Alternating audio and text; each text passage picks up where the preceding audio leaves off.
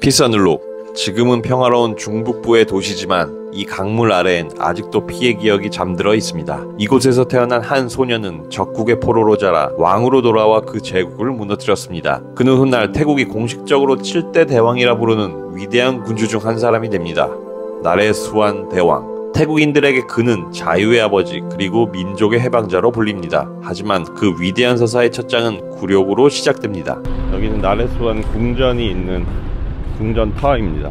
1555년 태국 북부의 도시 피스아눌록, 아유타야 왕국의 북부 관문이자 왕국의 방패였습니다. 이곳에서 훗날 자유의 아버지라 불릴 소년이 태어납니다. 그의 이름은 나레수안. 그의 부친은 시암 북부의 통치자 후일 아유타야 제17대 왕이 되는 마하 담마라차. 1563년 버마의 강왕 바인나웅이 흰 코끼리 전쟁을 일으킵니다. 버마는 아유타야 왕에게 신성한 흰 코끼리를 요구했지만 왕이 이를 거절하자 전쟁의 불길이 치솟았습니다. 피스아눌록은 포위되었고 도시 전체가 불타오르는 가운데 마하 담마라차는 백성을 살리기 위해 항복을 택했습니다. 그 대가로 아들 나레수안은 볼모로 끌려갑니다. 그가 도착한 곳은 버마의 수도 페구. 화려한 왕궁의 정원에서 왕자들과 함께 지냈지만 그곳은 금빛 감옥이었습니다. 그는 적국의 아이로 불리며 매끼니와 매말을 감시당했습니다. 그러나 소녀는 굴복을 증오 대신 배움으로 바꿨습니다. 그는 버마의 언어와 검술, 군사 전술을 익혔습니다. 언젠가 이 모든 것을 조국을 위해 되돌려주리라. 그의 눈빛은 이미 왕의 눈빛이었습니다.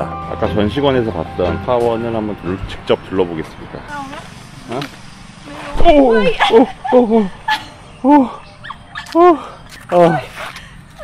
너무 미끄러.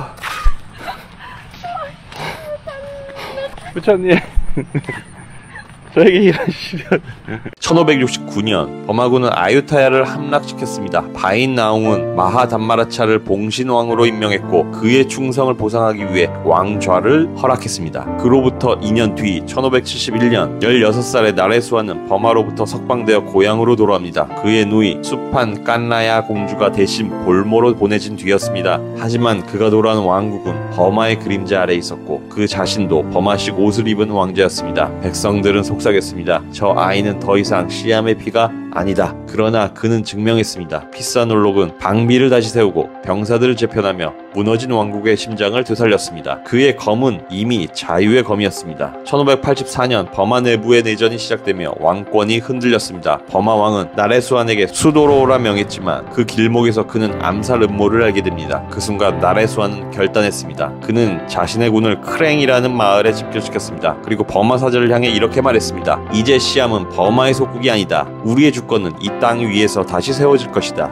그는 황금 주전자에 담긴 성수를 땅에 붓는 의식을 거행했습니다. 이는 신 앞에서 맺었던 주종관계를 끊는 성스러운 선포였습니다. 그날 흘러내린 물은 시암의 독립선언이 되었고 그의 손은 더 이상 종속의 사슬을 쥐지 않았습니다. 여기는 앙통에 위치한 자유광장. 와, 엄청 커요. 동상이 대략 13m 정도 된다고 합니다.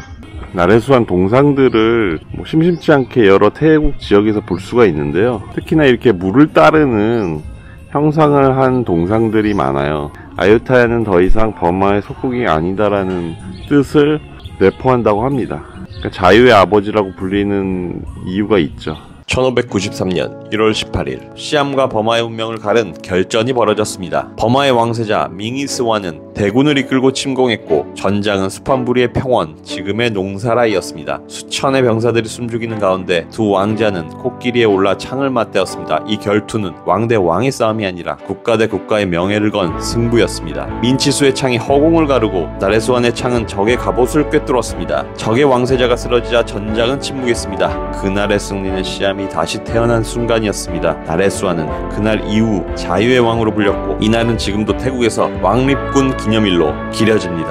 왓 파시 라타나 마하탓. 왓 뭐야? 와 프라스리 라타나 마하탓. 워라 마하위낫 위한.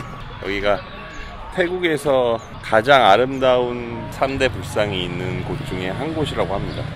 그리고 나레수안 왕이 늘 이곳에서 전쟁을 나갈 때 승리를 다짐하고 전쟁에 출정을 했던 특별한 사원이라고 합니다. 이 불상은 스코타이 시절에 만들어졌다고 합니다.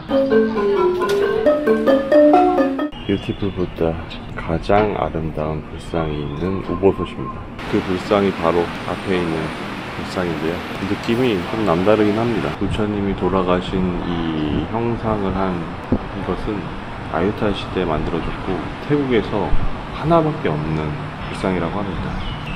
저도 이건 진짜 처음 보네요. 1590년 나레수아는 아버지의 뒤를 이어 아유타야 제18대 왕으로 즉위했습니다. 그는 15년간 통치하며 버마의 압제를 완전히 끊어냈고 라오스, 캄보디아 그리고 오늘날의 말레이시아 북부 지역까지 영향력을 넓혔습니다. 그의 왕국은 강했고 백성은 자부심을 되찾았습니다. 그러나 그의 삶은 오직 승리만으로 채워지지 않았습니다. 자유를 위해 검을 든 영웅이었지만 그 자유를 지키기 위해 피해 희생을 감수해야 했습니다. 그는 냉혹한 전쟁의 현실을 이해한 군주였고 결단의 순간마다 나라의 존엄을 선택했습니다. 그의 검은 단지 전쟁의 무기가 아니라 신념과 희생의 상징이었습니다. 오늘날 태국 군인들은 매년 나레수안 데이에 그의 동상 앞에서 다시 맹세합니다. 우리는 자유를 피로 얻었다. 피사놀록 자유의 검이 태어난 곳 그 강물 위에 지금도 나레수안의 맹세가 흐르고 있습니다. 태국을 보다 흥미롭게 만날 수 있는 강라마의 타이로드 구독과 좋아요로 다음 여정도 함께 해주세요. 이제 왕궁 구경하시고 더우시면 이렇게 휴식을 취하시면 될 것 같아요. 네, 이게 마차. 이번 시간에는 나레수안 대왕에 대해서 이야기 한번 해봤습니다. 영상 봐주셔서 감사하고 구독과 좋아요 잊지 마세요.